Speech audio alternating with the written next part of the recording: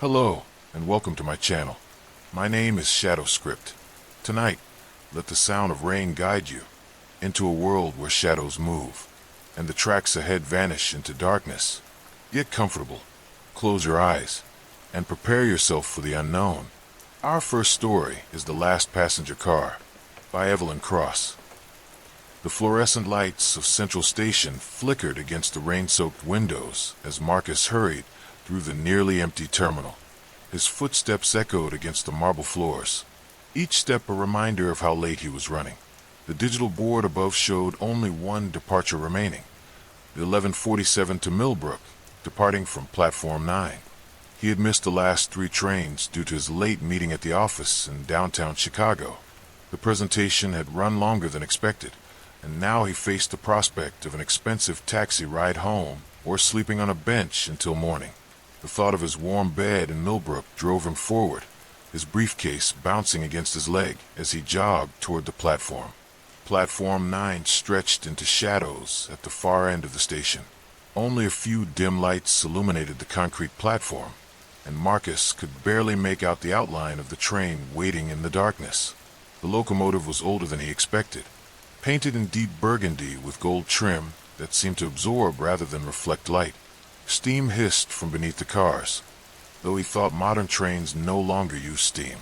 No conductor stood by the doors. No passengers waited on the platform. The silence felt heavy, broken only by the distant hum of the station's electrical systems and the occasional drip of water from the ceiling. Marcus checked his watch. 11:46. 1 minute to spare. The train car door stood open, inviting him into a dimly lit interior. He climbed aboard, expecting to find other late-night travelers, but the car was empty. Red velvet seats lined both sides of the narrow aisle, their fabric worn smooth by countless passengers from decades past.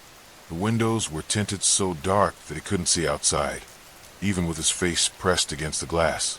The train lurched forward without warning, nearly sending Marcus tumbling into one of the seats. He grabbed the brass handrail and felt the metal was ice cold despite the warmth of the car. No conductor had blown a whistle. No announcement had been made. The train simply began to move, pulling away from Central Station with a smooth, silent motion that seemed to defy the laws of physics. He settled into a seat near the middle of the car, placing his briefcase on the empty seat beside him. The journey to Millbrook typically took 45 minutes, and he looked forward to the chance to close his eyes and rest. But as the train gained speed, he noticed something unsettling. The rhythmic clacking of wheels on tracks was absent. The train moved in perfect silence, as if floating through the night. Marcus tried to peer out the windows, but the darkness beyond the glass seemed absolute. No streetlights, no buildings, no signs of the familiar suburbs between Chicago and Millbrook. Just endless, impenetrable black. He pressed his face against the cool glass, cupping his hands around his eyes, but saw nothing. It was as if the train was traveling through a void.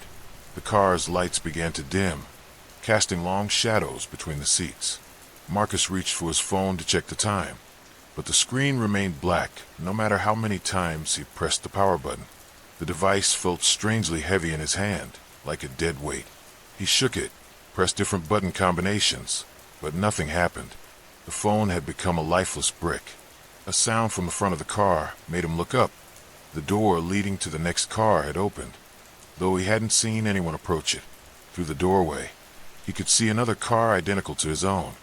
Empty red velvet seats, dim lighting, and the same absolute silence. But something was wrong with the perspective.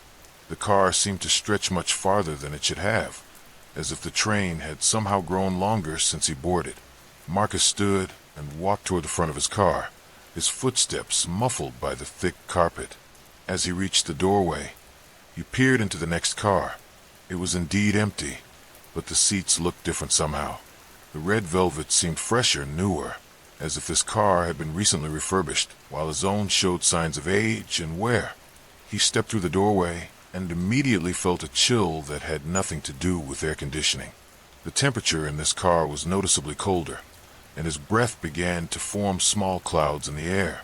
The lights were dimmer here, casting everything in a sickly yellow glow that made the red seats appear almost brown. Behind him, the door to his original car closed with a soft click. When he turned to look back, he saw that the car he had just left now appeared older than before. The seats looked more worn, the brass fittings more tarnished. It was as if time was moving differently in each car, aging them at different rates. Panic began to rise in his chest. Marcus hurried back to the door and tried to push it open, but it wouldn't budge. The handle turned, but the door remained sealed shut. He was trapped in the second car, which felt several degrees colder than the first. His warm breath created larger clouds now, and he could feel the chill seeping through his business suit. The train continued its silent journey through the void beyond the windows. Marcus had lost all sense of time and direction. He checked his watch, but the hands had stopped moving. The second hand sat motionless between the 11 and 12, as if time itself had become frozen. A movement at the far end of the car caught his attention. One of the seats, previously empty, now had an occupant. A figure sat perfectly still, facing away from Marcus. The person wore what appeared to be a dark coat or jacket, and their head was tilted slightly to one side, as if they were sleeping. Marcus called out, "Excuse me," but his voice seemed to die in the air, absorbed by the thick silence of the car. He walked closer, his footsteps now completely silent on the carpet. As he approached, he could see that the figure was indeed sleeping, but something about their posture was wrong. They sat too straight, too rigid, like a mannequin arranged to look natural but failing to achieve the illusion. When he was 3 seats away, Marcus could see the person more clearly. It was a woman in a dark blue dress that looked like it belonged to the 1940s. Her hair was styled in victory rolls, and she wore small pearl earrings that caught the dim light. But her skin was pale, almost translucent, and he could see dark veins running beneath the surface, like a network of shadows. He reached out to touch her shoulder, then pulled his hand back. Something was terribly wrong. The woman's chest wasn't rising and falling with breath. She sat in perfect stillness, more still than any living person could manage. Marcus leaned closer and saw that her eyes were open, staring straight ahead with a glassy, unfocused gaze. The train lurched suddenly, and Marcus grabbed the nearest seat for support. When he looked back at the woman, she was gone. The seat was empty, showing only the impression where someone had been sitting. The fabric was ice cold to the touch, as if the woman had been made of frozen air. Marcus ran toward the front of the car, desperate to find a way out. The door to the next car was standing open, revealing a third car that looked older still. The red velvet seats were faded and torn, the brass fittings green with verdigris. Cobwebs hung from the ceiling, and the air smelled of decay and forgotten time. He had no choice but to enter the third car. The door behind him sealed shut with the same soft click, trapping him once again. This car was even colder than the last, and his breath now formed thick clouds that lingered in the air. Frost was beginning to form on the windows, creating intricate patterns that reminded him of skeletal fingers. More passengers occupied the seats in this car. A man in a military uniform from the Civil War era sat near the front, his face bearing the same deathly pallor as the woman from the previous car. Behind him, a family of 4 dressed in Depression-era clothing sat in perfect silence, their eyes open but unseeing. A young boy in knickers and suspenders clutched a wooden toy train, his small fingers frozen around the toy's smokestack. All of them were dead. Marcus understood this with horrible clarity. These weren't sleeping passengers, they were corpses, preserved in the cold air of the train car, arranged in their seats like exhibits in a macabre museum. The train was carrying the dead, and he was the only living soul aboard. He stumbled backward, his heart hammering against his ribs. The dead passengers remained motionless, but he could feel their glassy eyes following him as he moved. The air grew even colder, and ice crystals began to form on his jacket. His breath came in sharp gasps that created billowing clouds in the frigid air. The train began to slow, its silent motion gradually decreasing until it came to a complete stop. Through the frosted windows, Marcus could see the faint outline of a platform, but it wasn't Millbrook. The station looked ancient, built of crumbling stone and rusted iron. No lights illuminated the platform, and no signs indicated where they had arrived. The door at the far end of the car opened, and a figure in a conductor's uniform stepped inside. The man was tall and gaunt, with hollow cheeks and eyes that were completely white, lacking pupils or irises. His uniform was from another era, with brass buttons and gold braiding that had long since tarnished to black. When he spoke, his voice sounded like wind through a graveyard. "End of the line," the conductor said, his words echoing strangely in the frozen air. "All passengers must disembark." Marcus shook his head, backing away from the conductor. "This isn't my stop. I'm going to Millbrook. I have a ticket." The conductor tilted his head, studying Marcus with those terrible white eyes. "You boarded the last train, sir. The final passenger car. This is where all journeys end." "No," Marcus said, his voice rising in panic. "I'm not supposed to be here. I'm alive. I'm not like them." He gestured toward the dead passengers, who continued to sit in their eternal stillness. The conductor smiled, revealing teeth that were black and broken. "Everyone says that at first, but you boarded the train, sir. You chose to take the last ride. The contract is binding." Marcus felt the cold seeping deeper into his bones. His movements were becoming sluggish, and a strange drowsiness was creeping over him despite his terror. The conductor was walking toward him with measured steps, his boots clicking against the floor in a rhythm that matched the slowing of Marcus's heartbeat. "Please," Marcus whispered, his breath forming smaller clouds as his breathing became shallow. "I just want to go home." "You are home," the conductor said, reaching out with fingers that were long and pale, like icicles. "You're exactly where you belong. Take your seat, sir. The train will be departing soon for the next passenger." Marcus tried to run, but his legs felt heavy and numb. The cold had penetrated his entire body, and he could feel his life ebbing away like warmth escaping through an open window. He collapsed into one of the empty seats, his briefcase falling from his frozen fingers to land with a dull thud on the floor. The conductor adjusted Marcus's position, arranging his hands on the armrests and tilting his head at just the right angle. "There we are," he said with satisfaction. "Perfect." As the last warmth left his body, Marcus felt his consciousness fading. His eyes remained open, staring straight ahead, but he could no longer see or think or feel. He had become just another passenger on the eternal train, waiting in silence for the next soul to board the last car. The train began to move again, gliding silently through the void toward the next station. In the distance, another late-night traveler was running through Central Station, checking his watch and hoping to catch the 11:47 to Millbrook. The train's whistle echoed through the darkness, calling him forward to Platform 9, where the last passenger car waited with one more empty seat. The conductor smiled his black-toothed smile and prepared to welcome his next passenger aboard. After all, there was always room for one more on the train that never reached its destination, carrying its cargo of the dead through the endless night, collecting souls who had missed their chance to go home. Marcus sat in his seat, perfectly still, perfectly silent, perfectly dead.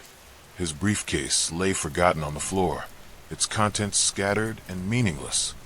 He had caught the last train after all, and now he would ride forever through the darkness, just another passenger who had chosen the wrong platform on the wrong night. The train disappeared into the void, leaving only the echo of its whistle and the memory of a man who had been too late to realize that some journeys have no return. The rain hammered against the windows of Karachi Central Station as Sarah clutched her ticket with trembling fingers. Platform 7, car 13. The words seemed to blur before her eyes, just like everything else had since the accident 3 months ago. She shouldn't be here. She shouldn't be anywhere near a train station. But the dreams had been getting worse, and the whispers in her sleep had become impossible to ignore. Car 13 doesn't exist, she told herself for the 100th time. The Lahore Express only had 12 cars. Everyone knew that. The railway officials had confirmed it after the investigation, after the crash, after David died. But here she was, standing in the storm, watching as the 11:47 night train pulled into the station with a screech of metal that sounded almost like screaming. The locomotive's headlight cut through the darkness like a blade, illuminating the platform in stark, ghostly white. Sarah counted the cars as they passed.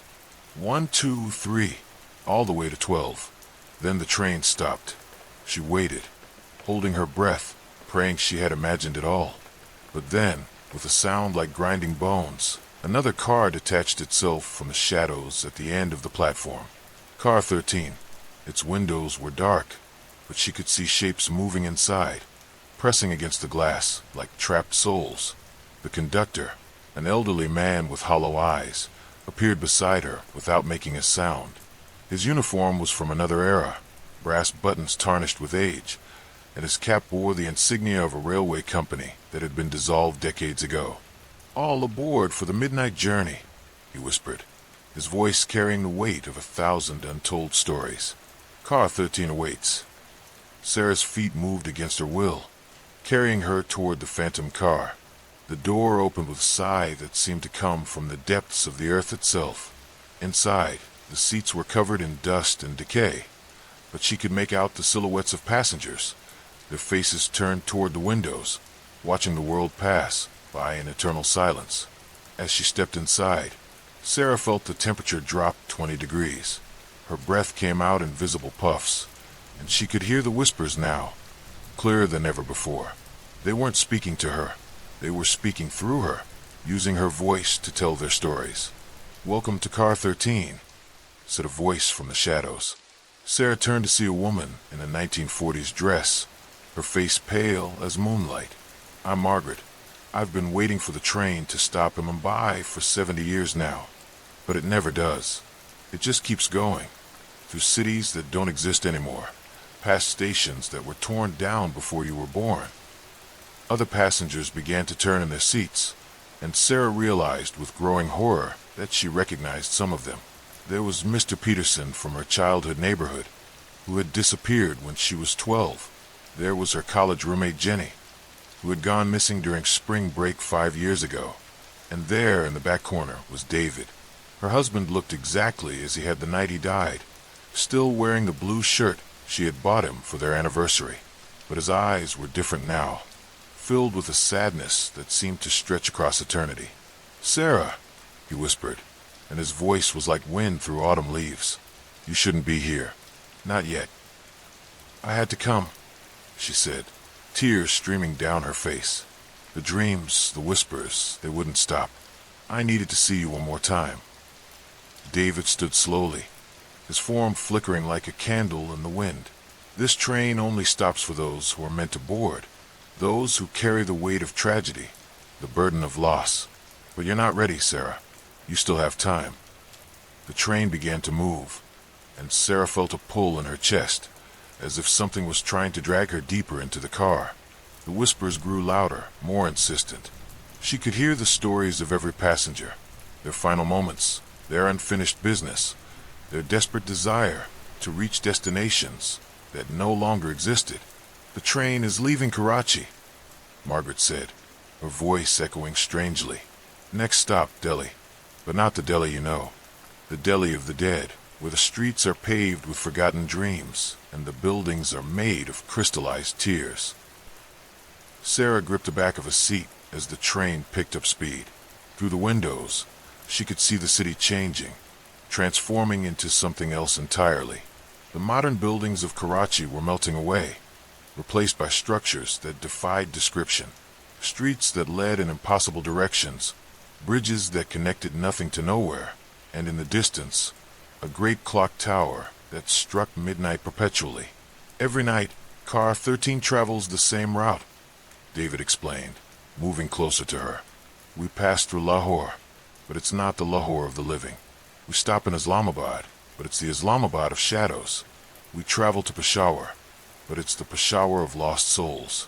And at the end of the line, we reach the terminal of endings, where all stories come to die." The other passengers began to speak in unison, their voices creating a symphony of sorrow that made Sarah's heart ache. "Join us," they whispered.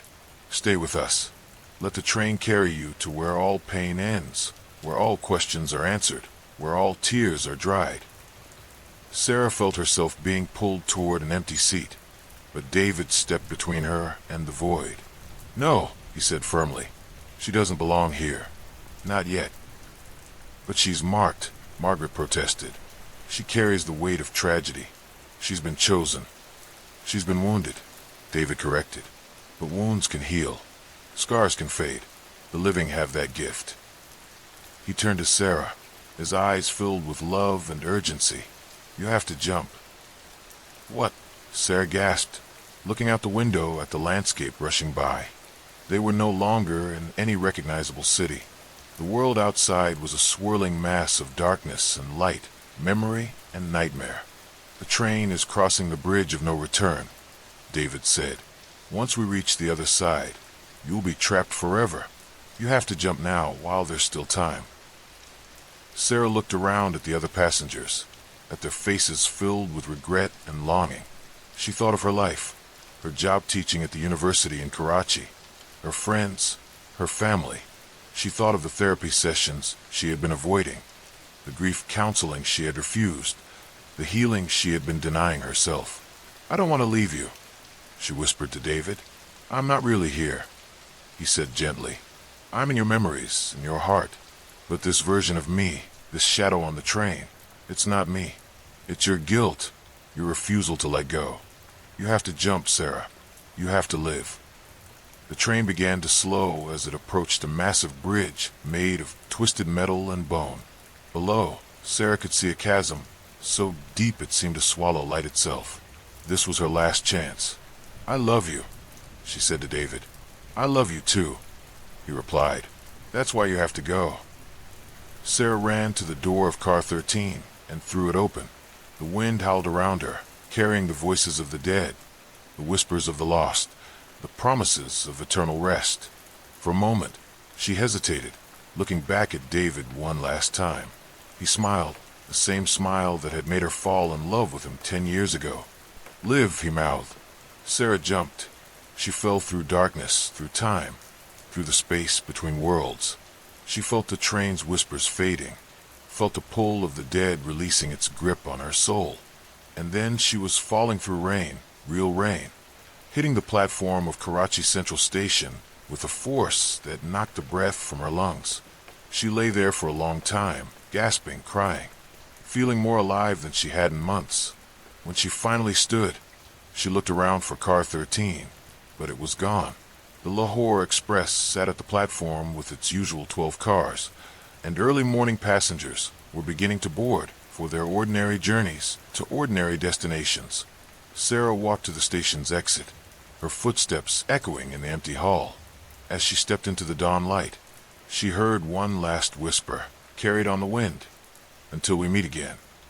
But this time, she knew it wasn't a threat. It was a promise that when her time truly came, when her story was really finished, David would be waiting for her. But not on car 13. Somewhere better, somewhere peaceful, somewhere where love conquered even death. Sarah took a deep breath of the morning air and walked home, ready to begin the long journey of healing. Behind her, the Lahore Express pulled out of the station, its 12 cars disappearing into the distance. But those who looked closely, those who carried their own burdens of loss and tragedy, might have sworn they saw a 13th car, fading like mist in the dawn, filled with passengers who had learned too late that some journeys are meant to be taken alone.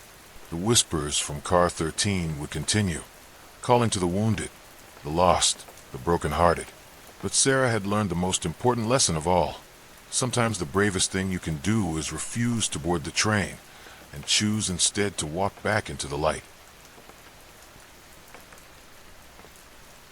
The rain hammered against the windows of Chicago Union Station like skeletal fingers, demanding entry.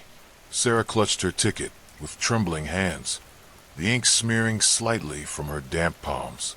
The departure board flickered erratically, casting eerie shadows across the nearly empty terminal. Her train to Portland was already 20 minutes late, and the storm showed no signs of letting up. All aboard the 1147 to Portland. The conductor's voice echoed through the cavernous station, though Sarah couldn't see him anywhere. She hurried toward the platform, her heels clicking against the wet concrete like a metronome counting down to something terrible. The train sat waiting in the darkness, its windows glowing with the sickly yellow light. Steam hissed from beneath the massive black engine, and for a moment, Sarah thought she saw faces in the vapor, twisted, anguished faces that dissolved as quickly as they appeared. She shook her head, attributing the vision to exhaustion and stress from her recent divorce. As she climbed aboard, the conductor materialized from the shadows. He was tall and gaunt, with hollow cheeks and eyes that seemed to look through her rather than at her. His uniform was immaculate, but somehow seemed to belong to another era. The brass buttons tarnished with age, the fabric heavy and old-fashioned. "Ticket, miss," he said, his voice carrying an odd echo as if spoken from the bottom of a well. Sarah handed him the crumpled paper, and he examined it with unusual intensity. His fingers, she noticed, were impossibly long and pale, like bleached bones. "Everything seems to be in order," he murmured, punching a hole in the ticket with a device that looked more like a medieval torture instrument than a simple hole punch. "Car 3, seat 14. Pleasant journey." The train lurched into motion with a mechanical groan that seemed almost alive, almost pained. Sarah made her way through the narrow corridor, passing compartments filled with passengers she couldn't quite make out in the dim lighting. Their faces seemed to shift and blur when she tried to focus on them, like looking at people through disturbed water. Car 3 was nearly empty except for an elderly woman knitting in the corner. Her needles clicked rhythmically in the silence, creating a sweater that seemed to depict scenes of a town Sarah didn't recognize. The woman looked up as Sarah passed, and her smile was far too wide, revealing teeth that were perfectly white and perfectly sharp.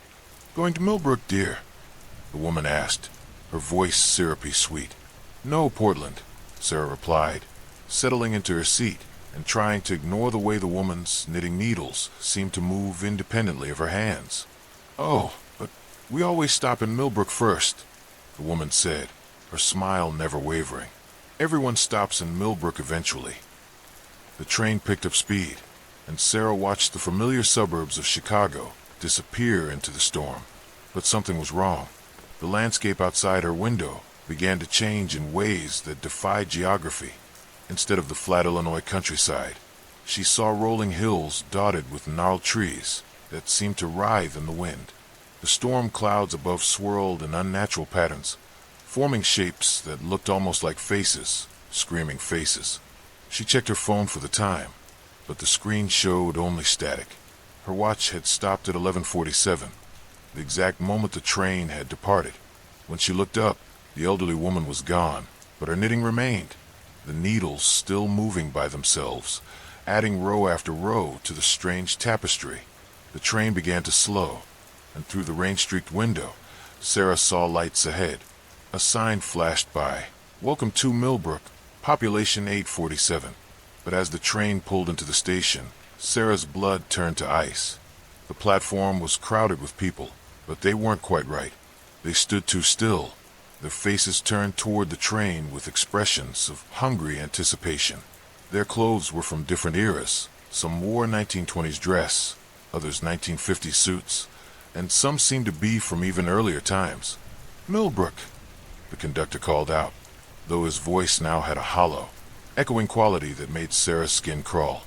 All passengers must disembark at Millbrook. Sarah remained in her seat, gripping the armrests. "I'm going to Portland," she said firmly when the conductor appeared beside her. He tilted his head at an impossible angle, and she could hear vertebrae cracking. "I'm afraid that's not possible, miss. Everyone gets off at Millbrook. It's the end of the line. But this train goes to Portland. I have a ticket." The conductor's face began to change, his features shifting and melting like wax. "There's no Portland on this route, miss. There never was. Please gather your belongings and disembark." Sarah looked out the window again. The people on the platform were pressing against the glass, their mouths opening and closing soundlessly, their eyes wide with desperate hunger. She noticed that some of them were translucent, like old photographs exposed to too much light. "I'm not getting off this train," she said, her voice barely above a whisper. The conductor's laugh was like breaking glass. "Oh, but you are, miss. You see, the train only stops in Millbrook. It always has. It always will. And once you're here, you'll understand why you can never leave." The doors hissed open, and the crowd on the platform began to board. They moved with jerky, unnatural movements, like marionettes controlled by a drunk puppeteer. Sarah could hear their whispered conversations now, fragments of words and languages she didn't recognize, mixed with sobbing and laughter that held no joy. She ran toward the front of the train, stumbling through car after car. But each compartment was now filled with passengers from different time periods, all staring at her with dead eyes. A woman in a Victorian dress reached out with decomposing fingers. A man in a zoot suit tipped his hat, revealing a skull beneath. Children in Depression-era clothing giggled with voices like wind through tombstones. The train began to move again, but Sarah realized with growing horror that they were traveling in a circle. Through the windows, she could see the same twisted landscape repeating. The gnarled trees, the impossible hills, the storm clouds that formed screaming faces. They passed the Millbrook station again and again and again. "You are beginning to understand," the conductor said, appearing beside her as if he'd materialized from thin air. His face was now completely inhuman, a shifting mass of shadows and teeth. "Time doesn't work the same way here.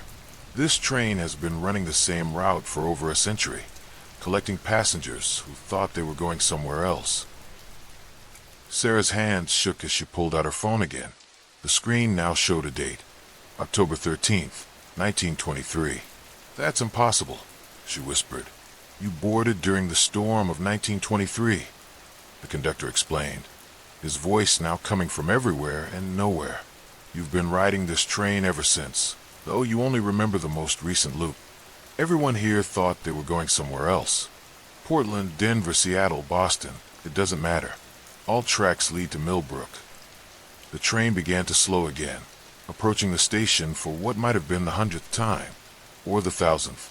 Sarah looked around desperately, searching for an escape, but the windows wouldn't open, and the doors only opened at Millbrook. "Why?" she asked, tears streaming down her face. "Because Millbrook needs passengers," the conductor said, his form now completely dissolving into shadow. "The town died in 1923, you see. A terrible accident. A train derailment that killed everyone. But the dead don't like to be alone, so they keep the train running, keep collecting passengers to keep them company in their eternal loop." Sarah sank into a seat as the train pulled into the station once more. The crowd on the platform was larger now, and she recognized some of the faces, passengers who had given up, who had accepted their fate and joined the eternal residents of Millbrook. "You can fight it," the conductor whispered, his voice now barely audible. "Some do for a while, but eventually everyone gets off the train. Everyone becomes a resident. Everyone learns to love the endless journey to nowhere." The doors opened again, and the crowd began to board. This time, Sarah noticed a man in a modern business suit among them, someone who must have boarded recently, someone who had also thought he was going somewhere else. He looked at her with eyes full of despair and understanding. "Don't fight it," he mouthed silently. "It only makes it worse." But Sarah wasn't ready to give up. She ran toward the back of the train, pushing through the crowd of ghostly passengers. She could hear them calling her name, though she had never told anyone on the train what it was. Their voices created a chorus of desperation. "Sarah, Sarah, come back to us, Sarah." At the very back of the train, she found a door marked emergency exit. Her heart pounded as she grabbed the handle, but it wouldn't budge. She pulled and twisted, tears streaming down her face, but the door remained sealed. "There's no escape," said a voice behind her. She turned to find a young woman about her own age, wearing a flapper dress from the 1920s. "I tried that same door for years. We all did. But there's nowhere to go except Millbrook." "How long have you been here?" Sarah asked. "Since the beginning. I was on the original train, the one that crashed. I thought I was going to Kansas City to meet my fiancée. Instead, I became the first passenger on the Midnight Express to nowhere. Sarah looked out the window as the train began its circuit again. The landscape was changing, becoming more twisted and surreal with each loop. The trees now had faces in their bark, all screaming silently. The hills rolled like the backs of enormous sleeping beasts, and in the distance, she could see other trains, dozens of them, all running the same eternal route, all filled with passengers who had thought they were going somewhere else. "How many trains are there?" she whispered. "One for every year since the accident," the flapper said sadly. "Each train carries the passengers who boarded during that year's anniversary of the crash. But we all end up in the same place. We all become residents of Millbrook." The train slowed again, and Sarah saw the platform once more. But this time, she noticed something different. Among the crowd of waiting passengers, she saw herself, an older version, wearing clothes that seemed to be from a different decade.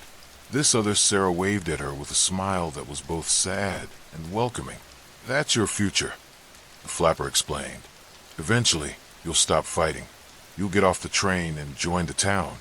And then you'll wait on the platform for the next Sarah to board, the next passenger who thinks she's going to Portland." Sarah stared at her future self in horror. The other Sarah mouthed words she couldn't hear, but somehow understood. "Welcome home." The conductor's voice echoed through the train one final time. "Millbrook. Final stop. All passengers must disembark." Sarah felt her legs moving against her will, carrying her toward the door. The pull was irresistible now, like gravity itself was dragging her toward the platform. She tried to resist, but her feet continued their steady march toward whatever waited for her in Millbrook. As she stepped onto the platform, she felt the memories beginning to fade. Chicago seemed like a dream now, and Portland like a destination that had never really existed. The storm was gone, replaced by a perpetual twilight that cast everything in shades of gray and silver. The crowd welcomed her with embraces that felt like cobwebs, and she found herself walking toward the town beyond the station. Millbrook stretched out before her, a collection of buildings that seemed to exist in all time periods simultaneously. Victorian houses set next to Art Deco shops, which neighbored medieval cottages and modern office buildings. "Welcome home, Sarah," said a voice behind her. She turned to see the conductor, now appearing as a normal man in a normal uniform. "You like it here. Everyone does, eventually. And don't worry about the train. It'll be back tomorrow night. There's always another passenger who thinks they're going somewhere else." Sarah nodded, surprised to find that she was no longer afraid. The terror had faded, replaced by a strange sense of peace. She was home now, in a place that existed outside of time, outside of the normal rules of reality. And tomorrow night, she would wait on the platform for the next passenger, the next soul who thought they were traveling to Portland or Denver or Seattle, never knowing that all trains led to Millbrook. The Midnight Express to nowhere had claimed another passenger, and the endless journey continued, carrying lost souls through landscapes that existed only in nightmares, toward a destination that was both everywhere and nowhere, both home and prison, both salvation and damnation. In the distance, she could hear the whistle of another train approaching, carrying another passenger who thought they knew where they were going. Sarah smiled and began walking toward the station, ready to welcome the next lost soul to their eternal home in Millbrook. After all, everyone stops in Millbrook eventually. Everyone. The screech of metal against metal pierced through Maya's dreams like a rusty blade. Her eyes snapped open to find herself pressed against a cold window, the landscape outside rushing past in a blur of darkness and scattered lights. The train car swayed gently, but something felt wrong, terribly wrong. She sat up, her neck stiff from sleeping at an awkward angle. The last thing she remembered was boarding the evening express from Karachi to Lahore. But the digital display above the door now read, "Next stop, Quetta." Quetta. That was hundreds of miles in the wrong direction. Maya's heart began to race. She looked around the compartment, expecting to see other confused passengers, but what she found made her blood run cold. Everyone was asleep. Not just sleeping. They were unconscious, their heads lolling at unnatural angles, mouths slightly open, breathing so shallow it was barely visible. She tried to wake the elderly man, sitting across from her. Sir, excuse me." She shook his shoulder gently, then more urgently. Nothing. His skin felt cold, almost waxy. The train began to slow, and Maya stumbled toward the window. In the dim light of dawn, she could see a station sign sliding past. "Welcome T.O. Jacobabad." But that was impossible. Jacobabad was a small town she'd never heard of being on any major railway line. The train came to a complete stop with a long, mournful whistle that seemed to echo endlessly in the morning air. Maya waited for the usual sounds of a station. Announcements, footsteps, vendors calling out their wares. Instead, there was only silence. She made her way to the door, stepping carefully over the legs of sleeping passengers. The corridor was dimly lit, and she could see into other compartments. The same eerie scene repeated. Dozens of people, all unconscious, all breathing that same shallow rhythm. The door to the platform was slightly ajar. Maya pushed it open and stepped out into the cool morning air. The station was completely deserted, not a single person in sight. The platform stretched out in both directions, cracked and weathered, with weeds growing through the gaps between the concrete slabs. Above her, a faded sign read, "Jacobabad Junction, EST 1887. But something about the lettering looked wrong, as if it had been painted over many times. The words slightly different each time. Maya walked toward what looked like a station master's office. The door was unlocked, creaking open on rusty hinges. Inside, she found a desk covered in dust and a logbook that looked decades old. She opened it, her hands trembling. The entries were bizarre. Dates that didn't match, times that made no sense, and passenger manifests that listed the same names over and over again, as if the same people had been making the same journey for years. Then she saw her own name.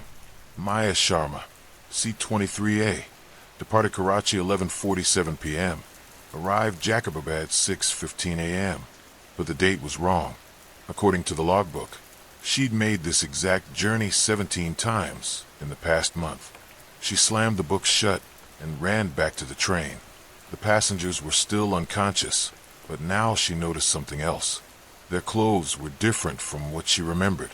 The man across from her had been wearing a blue shirt when she'd first seen him. Now he wore a faded green jacket that looked like it hadn't been washed in weeks.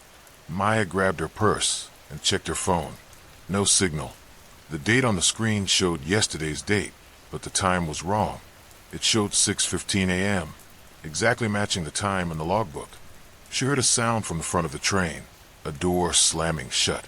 Heavy footsteps echoed through the cars, getting closer. Maya ducked behind a seat, her heart pounding so hard she was sure it could be heard throughout the entire car. The footsteps stopped right outside her compartment. Through the gap between the seats, she could see a pair of worn black boots. Above them, the hem of a conductor's uniform that looked like it belonged to another era. "Time to wake up, passengers," came a voice that sounded like it was coming from the bottom of a well. Time to forget. Maya watched in horror as the conductor moved through the car, placing his hand on each passenger's forehead. As he did, their breathing became even more shallow, and their faces grew paler. When he reached the elderly man across from her original seat, the conductor paused. "Someone's missing," he said, his voice echoing unnaturally. "The Karachi girl. She's awake." Maya pressed herself lower, barely daring to breathe. The conductor began to move systematically through the car, checking under seats, opening storage compartments. "You can't hide forever," he called out. "No one ever leaves the sleepwalker's line. We go to Multan, then Faisalabad, then Islamabad, then back to Karachi. Round and round, collecting passengers, collecting memories." Maya realized with growing terror that she needed to get off this train. Now, she began to crawl toward the back of the car, staying low between the seats. The conductor was getting closer, his footsteps slow and deliberate. She reached the rear door and slowly turned the handle. It opened with a soft click, and she slipped out onto the small platform between cars. The countryside rolled past peacefully, but she could see storm clouds gathering in the distance. Behind her, she heard the conductor's voice. "Found your seat, dear. Still warm." Maya didn't hesitate. She jumped. The impact with the ground knocked the wind out of her, and she rolled down a small embankment into tall grass. She lay there for several minutes, catching her breath and listening to the sound of the train pulling away. When she finally sat up, she realized she was completely alone in the middle of nowhere.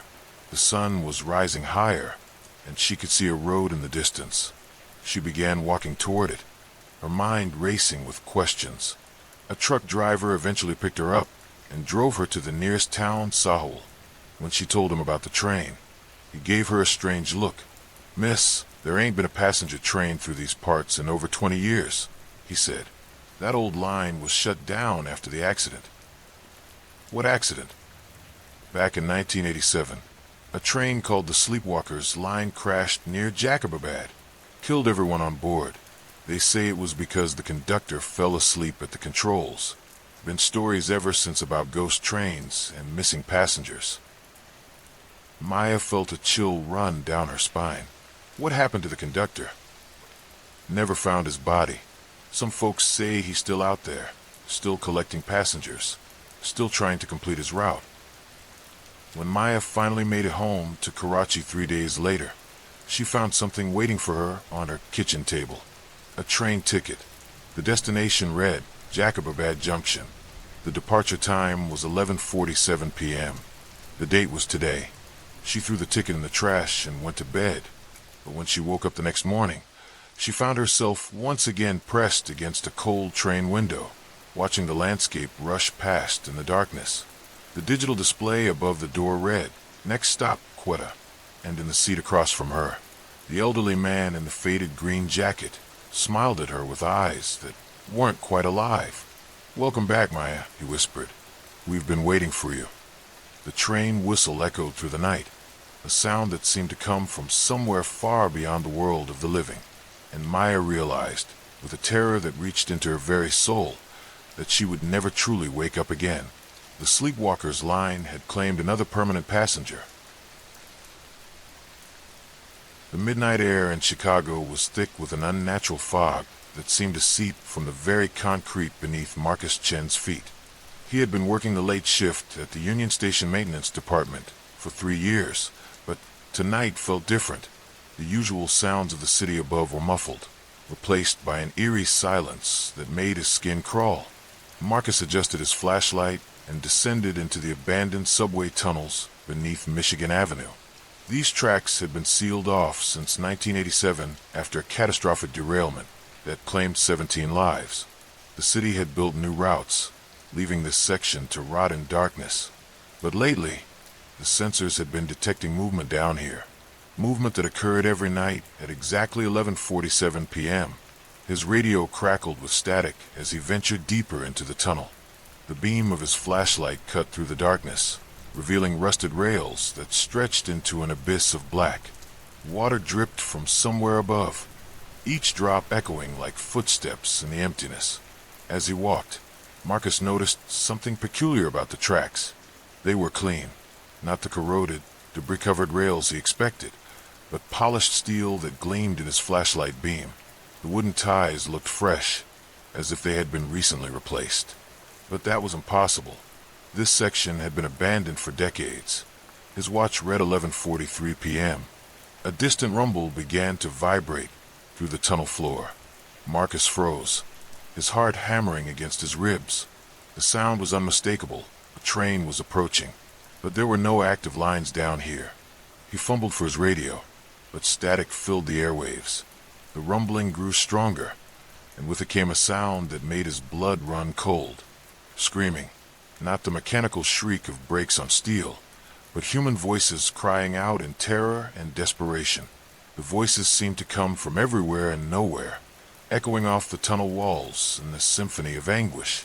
Marcus pressed himself against the grimy wall as a faint light appeared in the distance.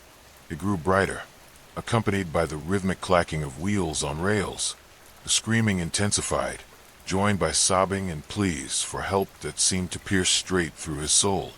As the light approached, Marcus could make out the silhouette of an old passenger train. Its windows glowed with an otherworldly amber light, and through them he could see figures pressed against the glass. Dozens of them, their faces contorted in expressions of pure horror, their mouths open in silent screams. The train slowed as it passed him, and Marcus found himself staring into the eyes of the passengers. They were all looking at him, their faces pale and gaunt, their eyes pleading. Some were dressed in clothes from decades past, others in modern attire. Men, women, children, all trapped behind the glass, their hands pressed against the windows as if trying to break free. In the fourth car, Marcus saw a woman in a 1980s business suit, her hair styled in the fashion of that era. She was mouthing words he couldn't hear, but he could read her lips. "Help us. Please help us." The train continued its slow passage, and Marcus noticed something that made his legs weak. The conductor's cabin was empty, yet the train moved with purpose, as if guided by an invisible hand. Steam hissed from beneath the cars, carrying with it the scent of something burned and metallic. As the final car passed, Marcus saw a sign painted on its side in faded letters. "Destination, nowhere, departure forever." The train disappeared into the darkness beyond, its lights fading until only the echo of its passing remained. The screaming gradually subsided, replaced once again by the oppressive silence of the tunnels. Marcus stood frozen for what felt like hours, his mind struggling to process what he had witnessed. When he finally found the strength to move, he noticed something on the tracks where the train had passed. Personal belongings scattered across the rails, a child's toy, a briefcase, a pair of glasses, wedding ring. He picked up a wallet and opened it with trembling fingers. The driver's license inside belonged to James Morrison, issued in 1987. The address listed was in downtown Chicago, just blocks from where Marcus now stood. The expiration date was 3 months after the date of the infamous derailment. More items lay scattered ahead. A purse from the 1990s, a smartphone from 2015, a laptop bag bearing a 2023 date. Marcus realized with growing horror that these weren't just belongings from the 1987 crash. They represented decades of people who had somehow ended up on that spectral train. His radio suddenly crackled to life. "Marcus, come in. We're getting strange readings from your sector. Are you okay down there?" Marcus pressed the button with a shaking hand. I'm fine. Just finishing up the inspection." "Good. Make sure you're out of there by midnight. The bosses don't like us down in that section after midnight." Marcus checked his watch. 11:58 p.m. As he hurried back toward the entrance, he couldn't shake the feeling that he was being watched. The darkness seemed to press in around him, and every shadow looked like a reaching hand.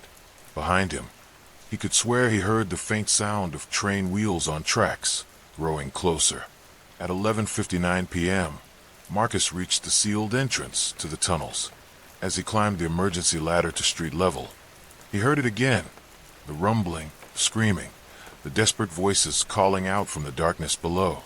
But this time, among the chorus of the damned, he heard something that made his blood freeze, his own voice, calling out for help. Marcus emerged onto Michigan Avenue just as the city clocks struck midnight. Above him, Chicago continued its restless existence, unaware of the horror that traveled beneath its streets. But Marcus knew he would never be the same. He had seen the deadline, the train that collected those who never reached their destinations, who died with unfinished business, unfulfilled dreams. As he walked away from the sealed entrance, Marcus didn't notice the ticket that had appeared in his pocket.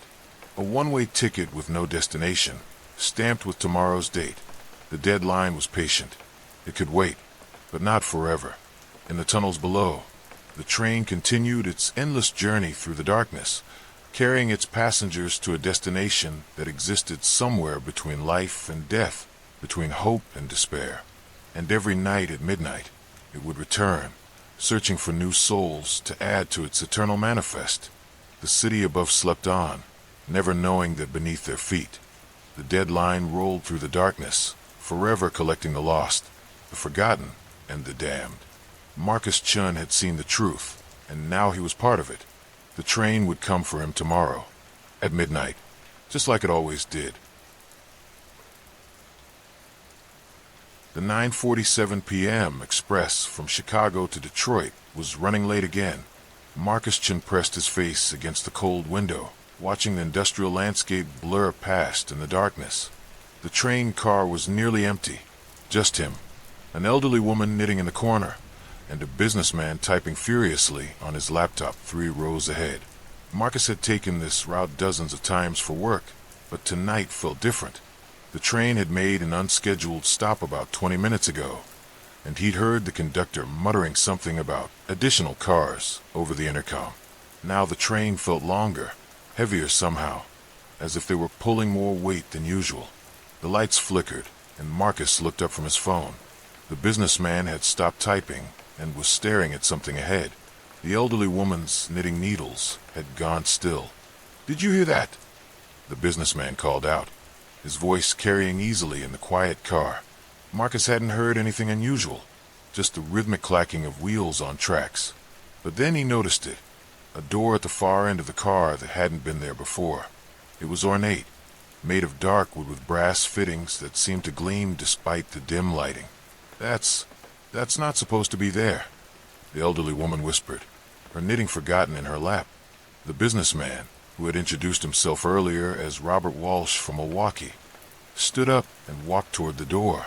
"Must be part of the additional cars they coupled on," he said, but his voice lacked conviction. Marcus felt a chill run down his spine. He'd ridden this train countless times, knew every car, every configuration. There was no way a door like that could just appear. "I wouldn't," Marcus started, but Robert was already turning the brass handle. The door swung open silently, revealing a dimly lit passenger car that looked like it belonged in another era. Red velvet seats, brass fixtures, and oil lamps that cast dancing shadows on the walls. The air that drifted through smelled of old tobacco and something else, something sweet and cloying, like flowers left too long in stagnant water. "Well, I'll be damned," Robert muttered, stepping through the doorway. "This is like something from a museum." The elderly woman, she'd said her name was Dorothy, clutched her knitting tighter.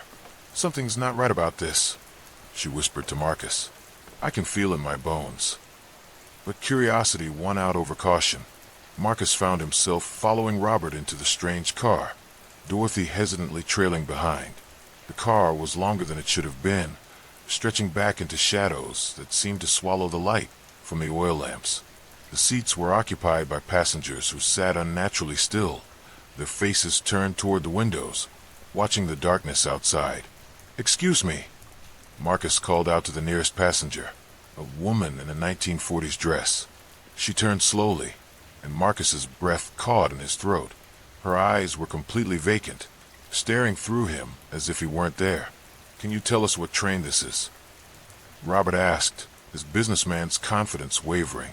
The woman's mouth moved, but no sound came out. Then, suddenly, she spoke in a voice like rustling leaves. "I don't remember. I was going somewhere. Someone was waiting for me. But I can't." She trailed off, her empty gaze returning to the window. Marcus felt something cold settle in his stomach. He turned to ask Dorothy what she thought, but the words died in his throat. The elderly woman was staring at her knitting with a confused expression. What am I doing?" she asked, looking at the half-finished scarf in her hands as if she'd never seen it before. "You were knitting," Marcus said slowly. "Remember? You got on in Chicago, heading to visit your daughter in Detroit." Dorothy's face went blank. I don't have a daughter. Do I?" Robert spun around, his face pale. "We need to get out of here. Now." But when they looked back toward the door they'd entered through, it was gone. The car stretched endlessly in both directions, filled with silent passengers who stared at nothing. Marcus tried to remember why he was on this train. He'd been going somewhere important. He was sure of it. A meeting, a conference. The details slipped away like water through his fingers. "I work in," he started, then stopped. What did he work in? Finance, marketing. The harder he tried to remember, the more elusive the memory became. A conductor appeared at the far end of the car, his uniform pristine despite its obvious age. He moved with mechanical precision, punching tickets held by passengers who no longer remembered their destinations. "Tickets, please," he said when he reached them, his voice hollow and echoing. "We don't have tickets for this car," Robert said, his voice shaking. "We're not supposed to be here." The conductor smiled, but it didn't reach his eyes. "Everyone belongs somewhere, Mr. Walsh. The question is, do you remember where?" Robert opened his mouth to answer, then closed it. A look of growing panic crossed his face. My name is... I'm from..."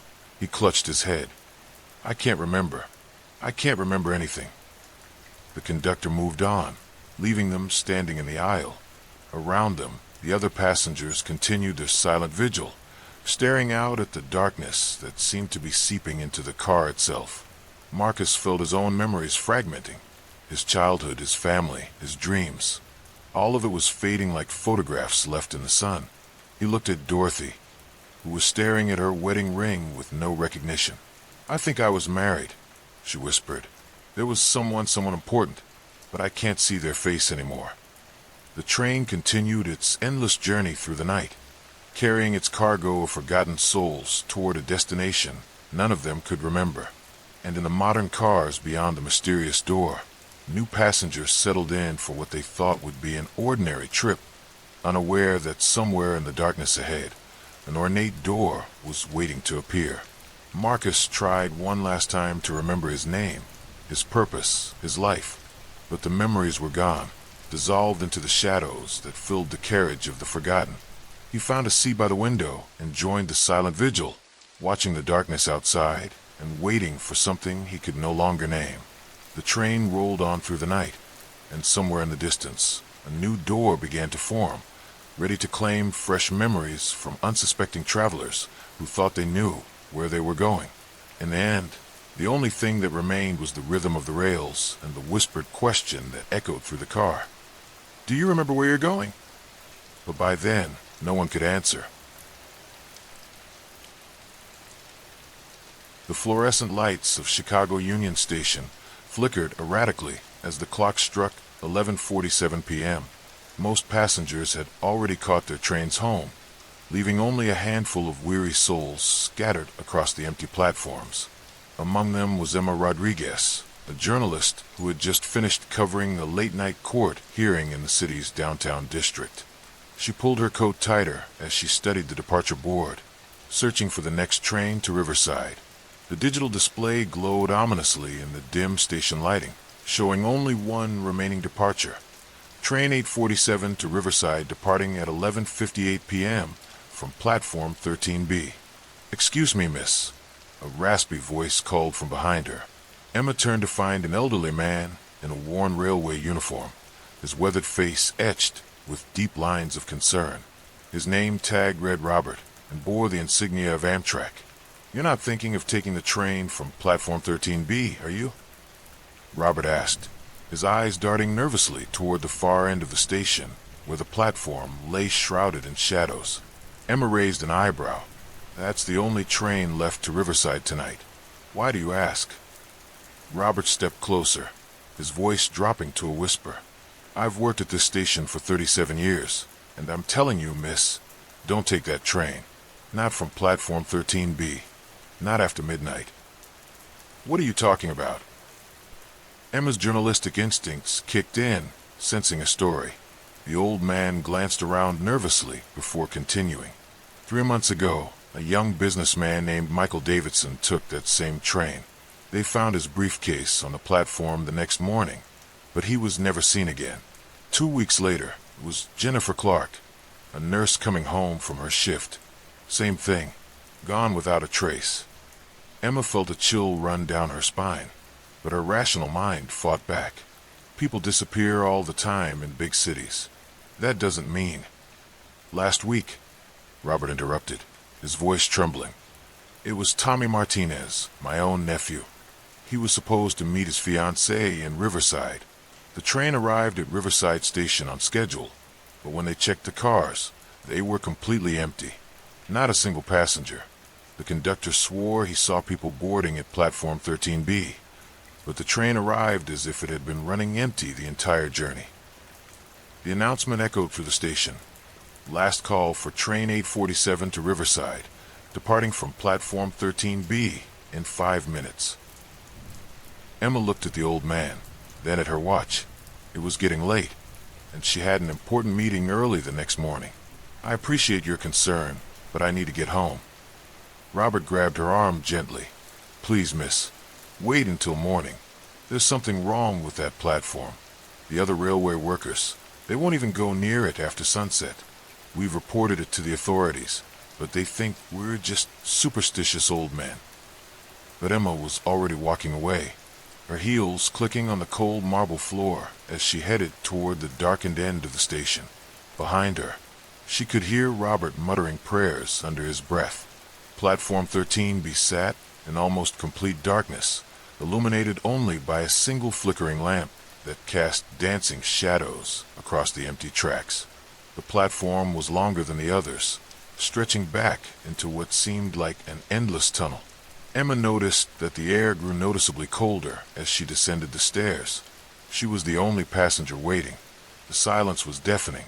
Even the usual sounds of the city seemed muted here, as if the platform existed in its own pocket of reality. Emma checked her phone for the time, 11:56 p.m. She also noticed that her signal had dropped to 0 bars. In the distance, she could hear the rumble of an approaching train. The sound grew louder, but strangely, it seemed to be coming from the wrong direction. The tunnel ahead remained dark, yet the thundering noise suggested the train was almost upon her. Then, without warning, a blast of icy wind swept across the platform, extinguishing the overhead lamp completely. Emma found herself plunged into absolute darkness. The train's whistle pierced the night, a sound unlike anything she had ever heard. It was not the typical horn of a modern electric train, but something older, more primal. The sound seemed to come from everywhere and nowhere at once, reverberating through her bones. As her eyes adjusted to the darkness, Emma began to make out a faint glow approaching from the tunnel. But this wasn't the bright headlight of a normal train. Instead, it was a sickly green phosphorescence that seemed to pulse with an otherworldly rhythm. The train that emerged from the tunnel was unlike anything in the Amtrak fleet. It was ancient, its black metal surface tarnished with age and covered in what looked like rust or dried blood. The windows were dark, but Emma could swear she saw pale faces pressed against the glass, their eyes wide with terror. The train came to a stop with a prolonged screech that made Emma's teeth ache. The doors opened with a hiss, revealing the interior bathed in that same eerie green glow. The smell that wafted out was indescribable, a mixture of decay, sulfur, and something else that made her stomach turn. All aboard, came a voice from within the train, but it wasn't the voice of a human conductor. It was something else entirely, something that had learned to mimic human speech, but hadn't quite mastered the subtleties. Emma took a step back, every instinct screaming at her to run, but her feet seemed rooted to the platform. The logical part of her mind tried to rationalize what she was seeing. Perhaps it was an old train they were using for the late-night service. Perhaps the strange lighting was just a malfunction. "Ma'am, please board the train." The voice called again, and this time Emma could see the figure speaking. It wore a conductor's uniform, but the fabric hung on its frame like it was several sizes too large. Its face was hidden in shadow beneath the cap, but Emma could see its hands gripping the doorframe. They were too long, with fingers that seemed to have too many joints. Against her better judgment, Emma found herself moving toward the train. It was as if something was compelling her forward, overriding her conscious will. She climbed the steps and entered the car. The interior was even more disturbing than the exterior. The seats were upholstered in what looked like leather, but the texture was wrong, too smooth and too warm. The passengers she had glimpsed from outside were still there, but now she could see them clearly. They were people, or had been once. Their clothes suggested they were from different time periods, some wearing modern business attire, others in clothing that looked decades old. But their faces were all wrong. Their skin had a waxy, translucent quality, and their eyes were black pits that seemed to absorb light rather than reflect it. As Emma walked down the aisle looking for a seat, she noticed that none of the passengers were breathing. They sat perfectly still, their heads turned toward her with expressions of eternal anguish. One of them, a woman in a nurse's uniform, opened her mouth as if to speak, but no sound emerged. The train lurched forward, and Emma grabbed onto a seat for support. Through the windows, she could see that they were no longer in Chicago Union Station. Instead, they were traveling through a landscape that defied description. The sky was a deep red, like the color of dried blood, and the ground was covered in what looked like ash or bone dust. Strange structures dotted the horizon, buildings that seemed to twist and writhe as if they were alive. In the distance, Emma could see other trains, all heading in the same direction, all carrying their cargo of the lost and the damned. "Next stop nowhere," announced the conductor, and its voice was closer now. Emma turned to see it standing right behind her, its shadow falling across her face. Up close, she could see that what she had taken for a face was actually just darkness beneath the cap, a void that seemed to pull at her very soul. Emma tried to scream, but found that her voice had abandoned her. She tried to run, but her legs wouldn't obey. She was trapped, just like all the others. The conductor leaned closer, and Emma caught a glimpse of what lay beneath the uniform. It was not flesh and bone, but something far older and more terrible. Something that had been riding the rails between worlds for centuries, collecting passengers for a journey that never ended. "Welcome aboard the Midnight Express," the conductor whispered, its voice now inside her head rather than in her ears. "Your ticket has been validated. Next stop, eternity." As the train picked up speed, hurtling through the impossible landscape toward destinations unknown, Emma felt her consciousness beginning to fade. The last thing she saw was her own reflection in the dark window, and she realized with horror that her eyes were already beginning to turn black. Back at Chicago Union Station, Robert found Emma's purse on platform 13B the next morning. Inside was her press badge, her phone, and a train ticket to Riverside that had somehow been stamped with a date that wouldn't occur for another 100 years.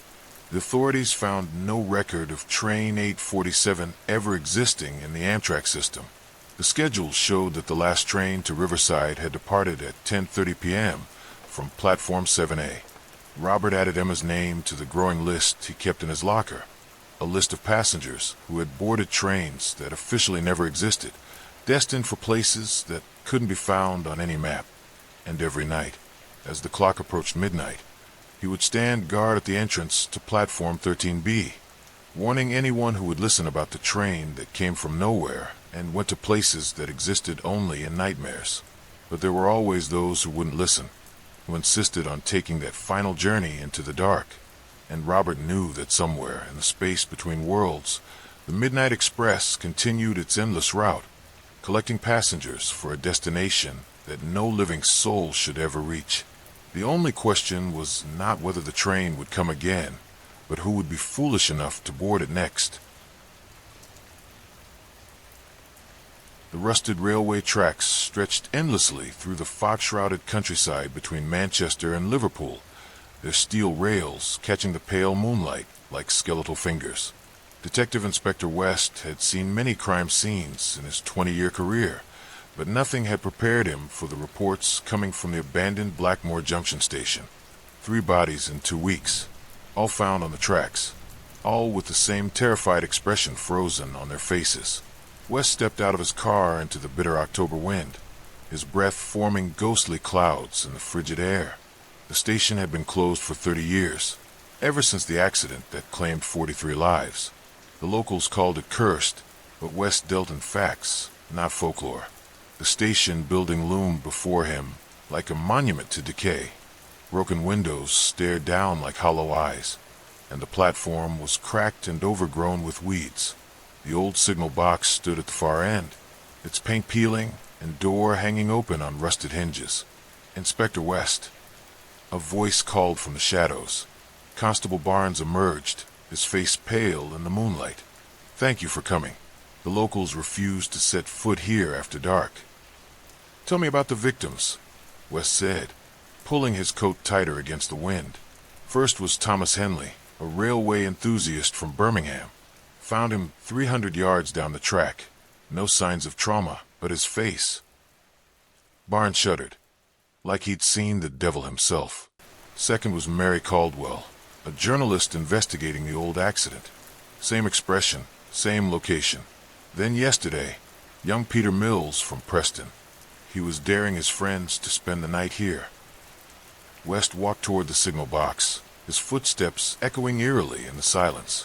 Any connection between the victims? None that we can find. Different ages, different backgrounds, different reasons for being here. But Inspector, Barnes hesitated. The locals say they've seen lights in the signal box, green and red, flashing in patterns, and there's talk of a figure in the window, always pointing down the track. West stopped at the base of the signal box stairs. The wooden steps groaned under his weight as he climbed, each creak seeming to whisper warnings. The door stood open, revealing an interior thick with dust and shadows. Inside, the signal controls sat frozen in time, brass levers dulled with age, switches locked in position, and the great signal lamp that once guided trains through the darkness now hung dead and silent. But something was wrong. The dust on the floor showed recent disturbance, footprints leading to the window that overlooked the tracks. West examined the logbook that lay open on the control desk. The last entry was dated October 15th, 1994, the night of the accident. In shaky handwriting it read, "Signal failure. Attempted manual override. God forgive me, I was too late." The signature at the bottom was barely legible. Harold Grimm, signal operator. A sound made West freeze. From somewhere in the station below came the rhythmic clacking of wheels on track, growing louder. But that was impossible. No trains had run through Blackmore Junction in 3 decades. Barnes appeared at the bottom of the stairs, his face white with terror. "Inspector, you need to see this." West descended quickly, following Barnes to the platform. In the distance, a light was approaching. Not the bright white headlamp of a modern train, but the dim, flickering glow of an old steam engine. The sound grew louder, metal screeching against metal, accompanied by the haunting whistle of a locomotive from another era. "That's impossible," West whispered, but his eyes couldn't deny what they were seeing. The ghostly train materialized from the fog, its carriages filled with the pale faces of passengers who had died 30 years ago. And there, in the signal box window above them, stood a figure in a railway uniform. Harold Grimm, the signalman whose mistake had sent the London Express hurtling into the freight train on that foggy October night in 1994. Grimm's spectral form pointed frantically down the track, his mouth moving in silent screams. West realized with growing horror that the signalman was still trying to warn trains of the danger ahead, still attempting to correct his fatal error. The victims, West breathed. They walked down the track because he pointed them that way. He's been trying to flag down help for 30 years. The phantom train began to slow, its whistle screaming through the night. West could see the terror on the passengers' faces as they realized what was about to happen. The same expression he'd seen on the 3 victims. In the signal box, Grimm worked frantically at the controls, pulling levers that no longer connected to anything, desperately trying to change the signals that would never change. His uniform was torn and bloodied from the night he'd died, trying to manually switch the points, crushed between the derailing carriages. "We have to get out of here," Barnes whispered, but West stood transfixed. The ghost train reached the station platform, and West could hear the phantom voices of the passengers calling out in terror. Men, women, and children from London, Manchester, and Liverpool, all trapped in their final moments of life, endlessly reliving the crash that claimed them. As the train passed, West saw Harold Grimm descending from a signal box, his ghostly form moving with purpose toward the tracks. The signalman stepped onto the rails, raising his arms in a futile attempt to stop the oncoming freight train that existed only in his eternal nightmare. The collision was soundless but devastating. The phantom trains crumpled together in a twisted mass of steel and steam, carriages telescoping into one another as they had that terrible night in 1994. And then, as suddenly as it had appeared, the ghostly wreckage faded into the fog. But Harold Grimm remained, standing on the platform, his face a mask of anguish and desperation. He looked directly at West, and in that moment, the inspector understood. The signal man wasn't trying to harm anyone. He was trying to save them, warning them away from the tracks where his failure had created a supernatural trap. The victims walked the wrong way, West said, his voice barely audible. He pointed them away from the danger, but they misunderstood. They thought he was directing them down the track. Grimm's ghost nodded slowly, then raised his hand and pointed clearly toward the car park, toward safety. His message was finally understood. "Harold Grimm," West called out, "your warning has been received. The people will be warned. Your duty is done." The signal man's tortured expression softened for the first time in 30 years. He touched the brim of his cap in a final salute, then slowly faded into the morning mist that was beginning to rise from the tracks. West turned to Barnes, who stood shaking beside him. "Put up barriers at all the access points. Post warning signs. And make sure the local papers know that Blackmore Junction is off limits to urban explorers and railway enthusiasts." As they walked back to their car, West looked over his shoulder one last time. The signal box stood empty and silent, its windows dark, but he knew that somewhere in the space between worlds, Harold Grimm was finally at peace. His long vigil ended. The abandoned railway station would claim no more victims. The signalman's curse had been lifted, not by exorcism or holy water, but by simple understanding and the completion of a duty that had bound a tortured soul to the scene of his greatest failure. In the distance, a real train whistle echoed across the countryside, carrying passengers safely between Manchester and Liverpool on the modern line that bypassed the cursed junction.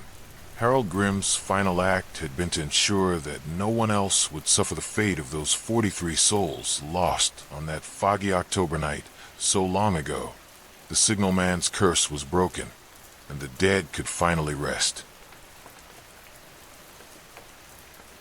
The fluorescent lights of Chicago's underground metro system flickered with an unnatural rhythm as West Martinez descended the concrete steps into the bowels of the city. It was 3:17 a.m., and the Red Line platform stretched before him like a mouth frozen in an eternal scream. The tiles, once white, now bore the stains of decades of urban decay and something darker that seemed to seep from the very walls themselves. West clutched his messenger bag tighter against his chest. His shift at the all-night diner in Lincoln Park had ended later than usual, and the last bus had already rumbled away into the night, leaving him with no choice but to brave the underground arteries of Chicago after the witching hour. The city above slept, but down here, in the tunnels that connected the sprawling metropolis, something else stirred. The platform was nearly empty save for a homeless man huddled against a pillar, his cardboard sign reading "Help" in shaky letters. West avoided eye contact, a habit he developed during his 2 years in the city, but as he walked past, the man's head snapped up with mechanical precision, revealing eyes that reflected the dying light like polished obsidian. "You shouldn't be here after 3, the man whispered, his voice carrying an impossible echo in the confined space. "They wake up when the living world sleeps." West quickened his pace, his footsteps echoing hollow against the concrete. The digital display above the tracks showed the next train arriving in 4 minutes. For minutes felt like an eternity in this underground purgatory. The air grew thick, heavy with the scent of rust and something organic that made his stomach turn. A distant rumble approached from the darkness of the tunnel, but it wasn't the familiar sound of steel wheels on tracks. This was something else, something that seemed to breathe and pulse with a life of its own. The lights flickered more violently now, casting dancing shadows that moved independently of their sources. The homeless man had vanished. West spun around, his heart hammering against his ribs. The platform that had been empty moments before now held silhouettes at its edges, figures that seemed to be made of the darkness itself. They stood motionless, watching him with an intensity that made his skin crawl. When he blinked, they were closer. The train's headlight finally pierced the tunnel's mouth, but its beam was wrong. Instead of the clean white light of the Chicago Transit Authority, this glow pulsed with a sickly yellow radiance that seemed to absorb more light Then it gave. The train cars that emerged from the darkness were the same red color as the line, but they were older, much older, with windows that reflected nothing and doors that opened with the sound of grinding bone. West knew he should run. Every instinct in his body screamed at him to flee back up those concrete steps and into the safety of the sleeping city above. But his feet remained planted on the platform, as if the concrete had grown roots around his shoes. The shadowy figures had formed a semicircle around him now, and he could see their faces in the train's hellish glow.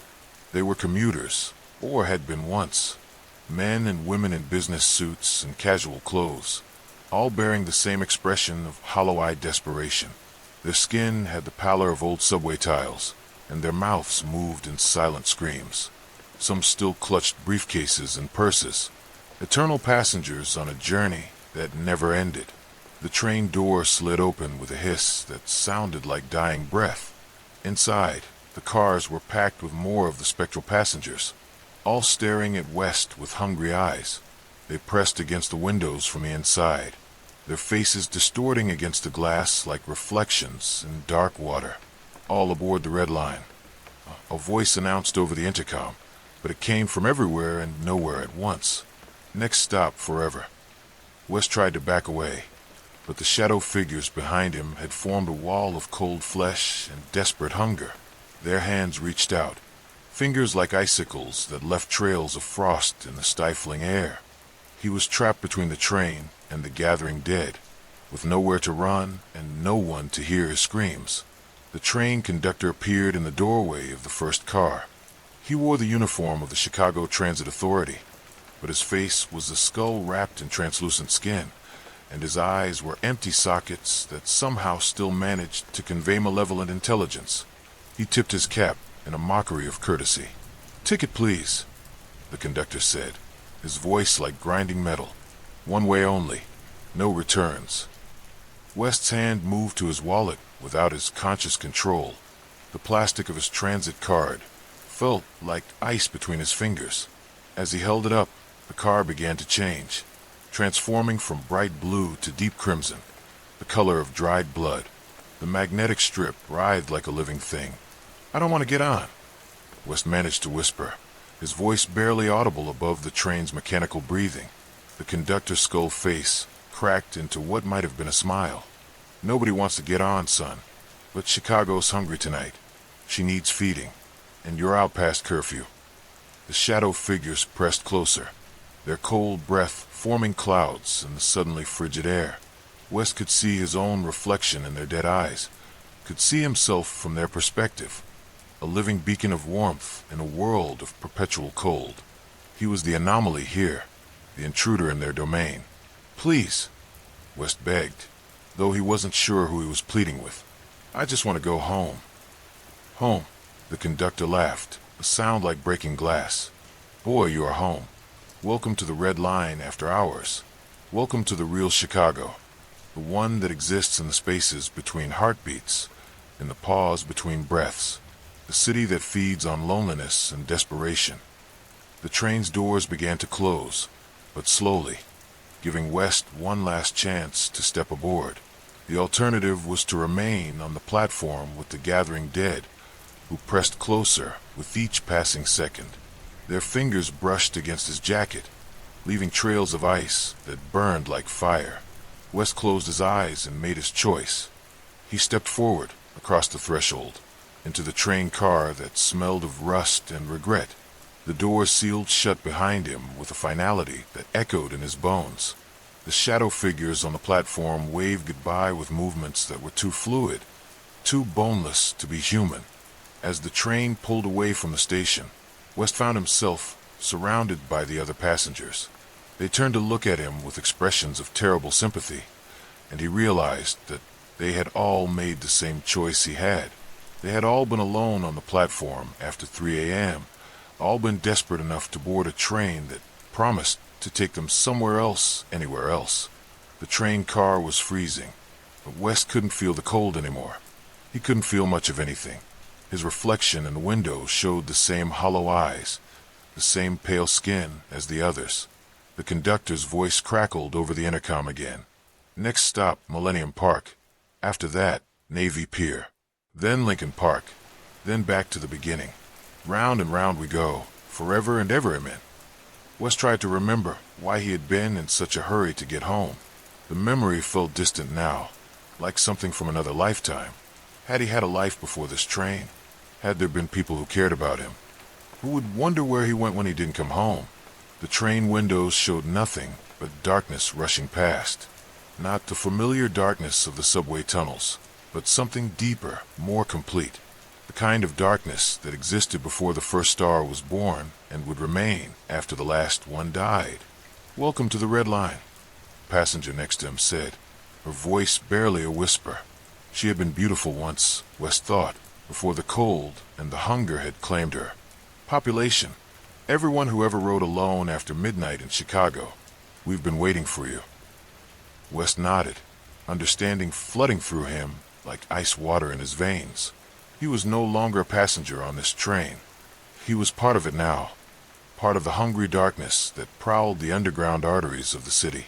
Tomorrow night, or the next, or the one after that, he would be one of the shadow figures on the platform, waiting for the next lonely soul to descend those concrete steps after 3 a.m. The train rolled on through the eternal darkness, carrying its cargo of the lost and the damned through the hidden heart of Chicago.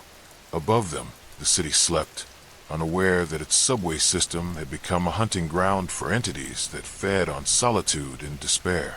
And in the depths of the Red Line, West Martinez settled into his seat for a journey that would never end, his eyes already beginning to reflect the train's sickly light as he joined the ranks of the forever passengers, the ghosts of the Red Line, who would spend eternity riding the rails beneath the city that had consumed them all. The 11:47 p.m. express train from New York to Denver had always been punctual. Robert Johnson had taken this route countless times for his business trips, but tonight felt different. As the train carved through the darkness of rural Colorado, an unsettling silence had settled over the compartment. Robert glanced at his watch. They should have crossed Boulder by now, but the landscape outside remained an endless void of black hills and sparse town lights. The other passengers seemed equally restless. An elderly woman clutched her purse tighter, while a young college student kept checking his phone, finding no signal. Then it happened. The train began to slow, its rhythmic clatter growing sluggish until it came to a complete stop. The lights flickered once, twice, then dimmed to an amber glow that cast long shadows across the compartment. Through the windows, Robert could see nothing but the curved walls of a tunnel, stretching endlessly in both directions. "Ladies and gentlemen," the conductor's voice crackled through the intercom, "we are experiencing a minor technical difficulty. Please remain seated while we resolve the issue."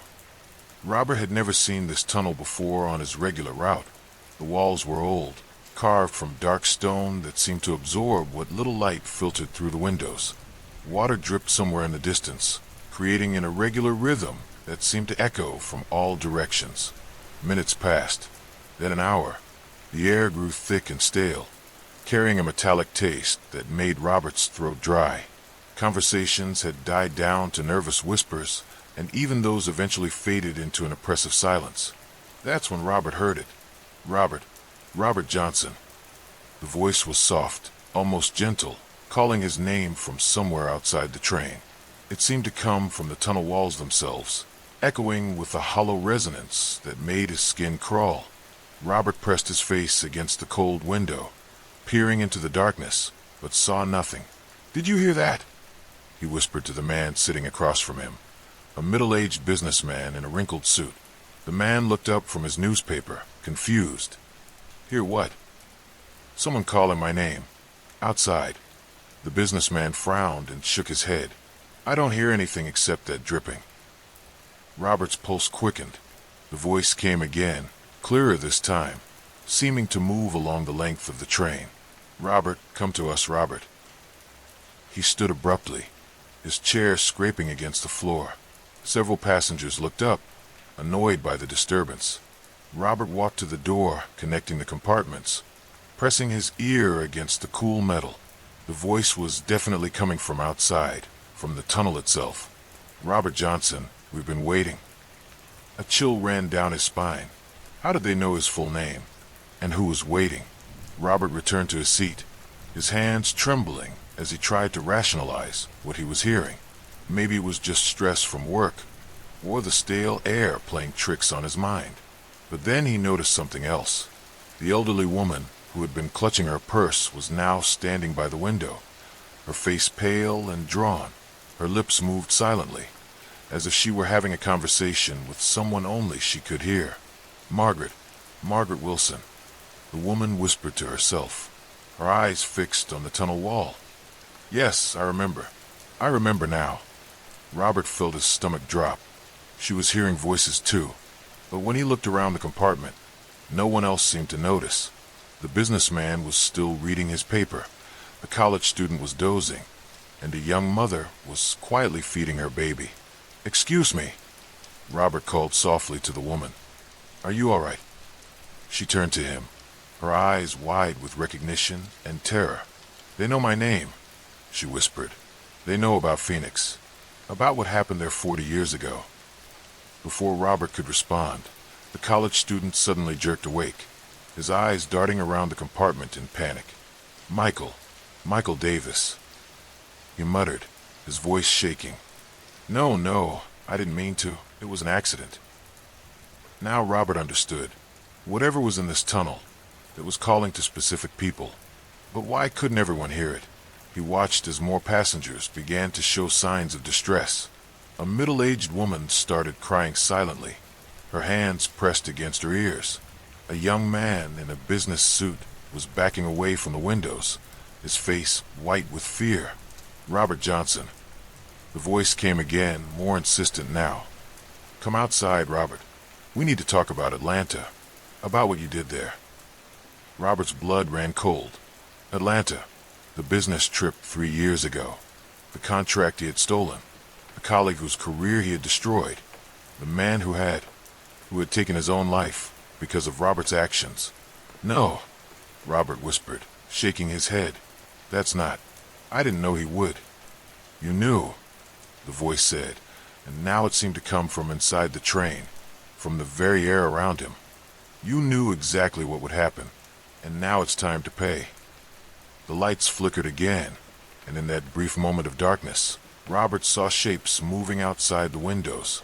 Tall, thin figures that seemed to be made of shadow and mist, pressing their faces against the glass.